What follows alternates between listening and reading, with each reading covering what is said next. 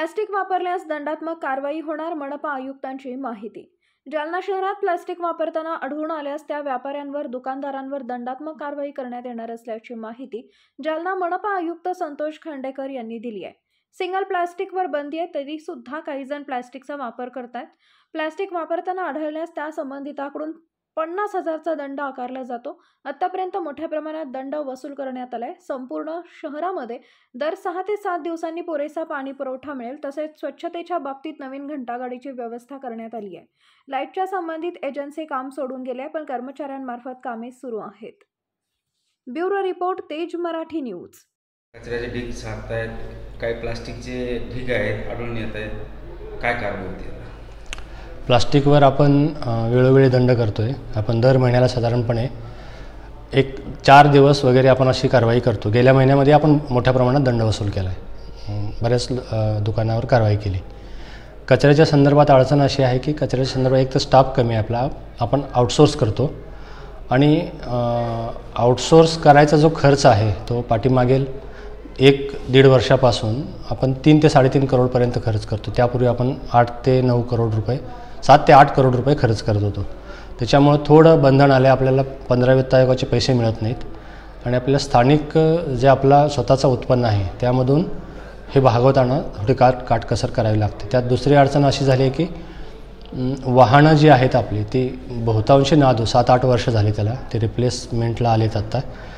तर त्या संदर्भात आपण 5 कोटी रुपये शासनाला मागितले होते, ते मिळालेले आहेत। आपलं टेंडरही झालं आहे, तर 1 महिन्याच्या आत आपल्याला 35-40 वाहनं नवीन मिळतील।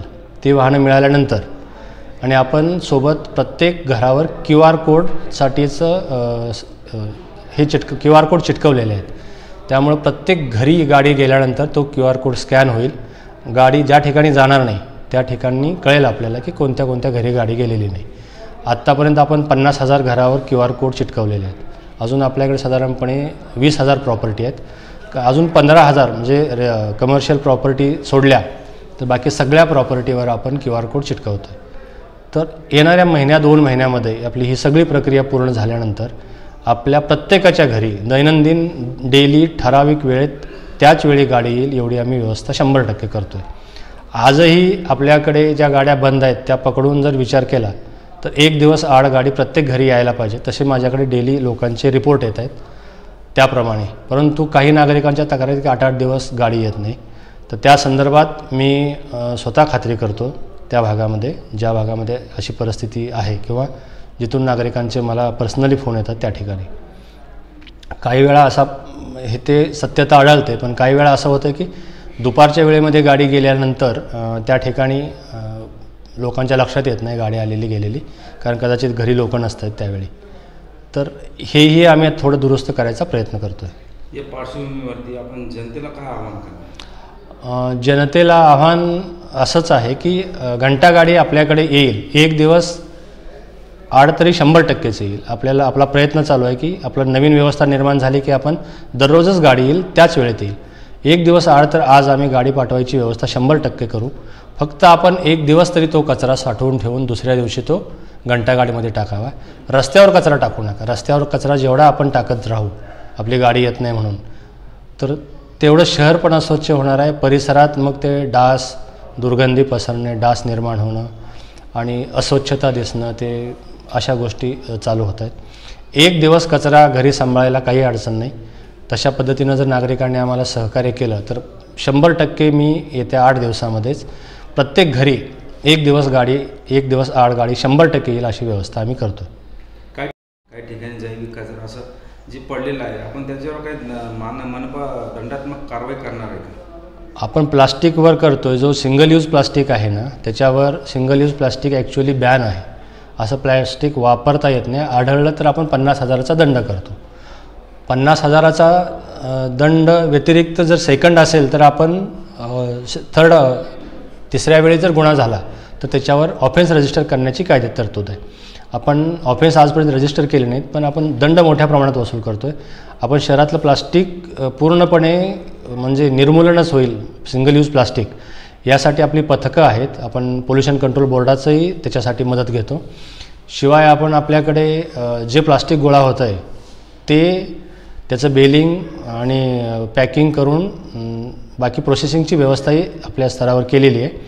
आणि बायोमेडिकल वेस्ट संदर्भात आपण यात इन्सर्नेशन प्लांटसाठी आपण DPR सबमिट केला आहे. त्याचं जे इन्सर्नेशन आहे ते मध्ये आपल्या वेस्ट प्रोसेसिंग साईटवर होईल अशी व्यवस्था आपण करतो आहे. वर्षभरामध्ये ती व्यवस्था पण पूर्ण होईल. हे धरणे आंदोलन सुद्धा करतात विविध नागरी समस्या संदर्भात आणि स्वच्छता प्रमुख किंवा आपले स्वच्छता निरीक्षक आहेत यांना आपण काही नोटीससुद्धा बजावली, त्याचा खुलासासुद्धा मागवला. त्यांचे 2-3 महत्त्वाचे विषय होते की एक स्वच्छतेसंदर्भातचा, एक पाणी पुरवठ्यासंदर्भात आणि स्ट्रीट लाईट संदर्भात. तर ह्या तिन्ही गोष्टींचं आमचं नियोजन आहे. पाणी पुरवठ्यासंदर्भात तर म्हणजे जुन्या जालन्याच्या म्हणजे आपल्या शहराच्या 70% परिसरामध्ये पाणी पुरवठा सुरळीतच होता. मधल्या 15 दिवसामध्ये त्यात 6 ते 7 दिवस आपलं पाणी पुरवठा बंद होता जायकवाडीवरूनच. त्यामुळे 2 दिवस कनेक्शनच MSEBीनं कट केलं होतं. MSEBीनं 3 दिवस मेंटेनन्ससाठी घेतले. त्यानंतर एक मोठं वाहन पडल्यामुळे पूर्ण पाईपच डॅमेज झालं होती, ते दुरुस्त करायला 2-3 दिवस लागले. याच्यामध्ये एक 5-7 दिवसाचा गॅप झाला आहे. आणि नवीन जालन्याला आपण जायकवाडीवरून पाणी पुरवण्यासाठी आपल्याला काही आवश्यक जोडाजोडी करायची गरज होती, तर ती पण आत्ता पूर्ण झालेली आहे पूर्ण शहराला. त्या व्यतिरिक्त आपण एक ॲडिशनल पंप जायकवाडीवरून सुरू केला आहे. आपल्याला 5 ml पाणी दररोज जास्तीचं मिळते. म्हणजे जेवढं आपण घाणेवाडीवरून घेत होतो पाणी, तेवढं पाणी पर्यायी पाणी आपण जायकवाडीवरून आज उचलतो आहे. त्याच्यामुळं एक 8 दिवसामध्ये किंवा 2-3 दिवसातच हे जे आवर्तन आहे आपलं, हे 6 ते 7 दिवसावर, ॲव्हरेज 7 दिवसावर दर आठवड्याला 1 वेळा पुरेसं पाणी मिळेल नागरिकांना. संपूर्ण शहरामध्ये, जुना जालना, नवीन जालना, संपूर्ण शहरामध्ये अशी व्यवस्था आम्ही केलेली आहे. स्वच्छतेच्या बाबतीतही आम्ही आत्ताच सांगितल्याप्रमाणे नवीन घंटागाडीची व्यवस्था केलेली आहे. नवीन DPR शासनाकडे 15 कोटीचा सबमिट केलेला आहे. त्याच्यामध्ये C&D वेस्ट आहे, त्याच्यामध्ये इन्सर्नेशन मेडिकलचं आहे. जे मृत जनावरं आहेत त्यांच्यावर इन्सर्नेशन करण्यासाठीचा प्लांटही आपण उभारतो आहे.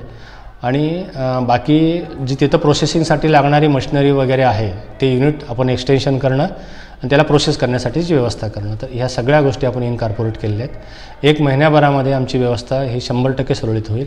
आजही 1-2 दिवस आड गाडी जाते, पण थोडं ते कम्युनिकेशनचा गॅप आहे, वेळेचा थोडा नियमित नसल्यामुळे लोकांना अडचण येत आहेत. आणि लाईट संदर्भात आपल्याकडे जी एजन्सी काम करत होते त्या एजन्सीला आपण गेल्या 3-4 वर्षापासून बिल दिलेलं नाही. ती एजन्सी काम सोडून निघून गेली आहे आणि आपण आपल्या कर्मचाऱ्यामार्फत सध्या ते मेंटेन करतो आहे. आणि बहुतांशी 80%-90% दिवे चालू आहेत. ज्या ठिकाणी आपल्याला कंप्लेंट येते दररोज संध्याकाळी आपल्याकडे आपण रिपोर्टिंगची व्यवस्था केलेली आहे. आपल्याकडे 4 कर्मचारी आहेत. 4 कर्मचारी शहरात रात्री त्यांना फिरण्याची व्यवस्था केली आहे. आणि ज्या ठिकाणचे पददिवे बंद आहेत त्याचं रिपोर्टिंग आपण लेखी घ्यायला सुरुवात केलेली आहे. ज्या ठिकाणी ते नादुरुस्त असतील किंवा बंद असतील ते 2 दिवसामध्ये आपण सुरू करायची व्यवस्था करतो. किती स्वच्छता निरीक्षणाला नोटीस बजावली? नोटीस सरसकट आता सगळ्यांना बजावलेल्या आहेत. ज्यांच्या कामामध्ये सुधारणा होणार नाही त्यांच्यावर निलंबनाच्या आणि जास्तीत जास्त सक्त कारवाई केली जाईल. बडतर्फीपर्यंतही कारवाई केली जाईल.